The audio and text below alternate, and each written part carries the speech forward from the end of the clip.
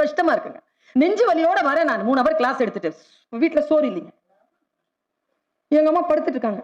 அம்மா அப்படின்னு. என்னம்மா? சமையல் ஏதாவது செஞ்சீங்க? இல்லம்மா. உள்ள போய் பார்த்தா சமைச்சு சாப்பிடுற விஷயம் தான் இருக்கே தவிர சமைச்சு வச்ச சாப்பாடு எதுவுமே இல்லை. ஃப்ரிட்ஜ்லயும் இல்லை. சரி கஞ்சி வச்சு குடிச்சுக்கலாம் அப்படின்னு சொல்லிட்டு அரிசி எடுத்து இப்படி போட்டேங்க பானையில.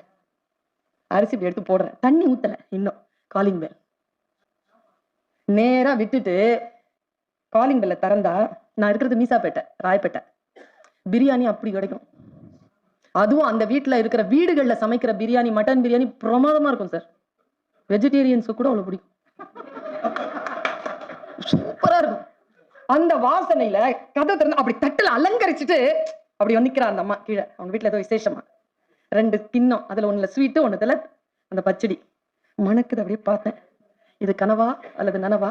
என் முன்னால் நிற்பது மண்ணுலக மங்கையா அல்லது விண்ணுலக நங்கையா அப்படின்ட்டு நேரா அதை கையில வாங்கிட்டு அப்படியே வச்சு ரொம்ப நன்றின்னு சொன்னா போயிட்டாங்க.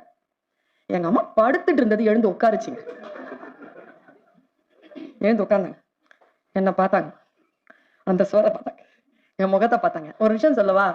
அம்மாக்களுக்கு நீங்க எங்கேயாவது இருந்தீங்க, போன் வருதுன்னு வச்சுக்கோங்களேன், என்ன செய்றீங்க அப்படின்னு கேட்டா வைஃப், தம்பி சாப்பிட்டியாடா அப்படின்னு கேட்டா அம்மா. போன் வந்தாலே அம்மா அப்படிங்கிறது வந்து சோறு. சோறுங்கிறது அம்மா. திட்டி திட்டி பேசினாலும் வட்டியில சோறு வைப்பா, ஒட்டி போன உடம்புனாலும் உசுர வச்சு பாசம் வைப்பா. தின்ன வாயில் திட்டினாலும் என்ன அவன் நொந்ததில்லை, கந்த துணி கட்டினாலும் கண் கசங்க பார்த்ததில்லை. அதான் அம்மா. அது தூக்கிட்டு இருந்து எழுந்து உட்காந்துச்சு. பார்த்தாங்க. சுல்தானா, உன்னை கடவுள் ரொம்ப நேசிக்கிறாரடி. இது அம்மா சொன்னதுங்க. ஏமா சொல்றீங்க அப்படி? கடவுள் நம்மளை ரொம்ப நேசிச்சா என்ன செய்வாங்க தெரியுமா? என்ன செய்வாங்க? சாப்பாடு கொடுப்பாரு.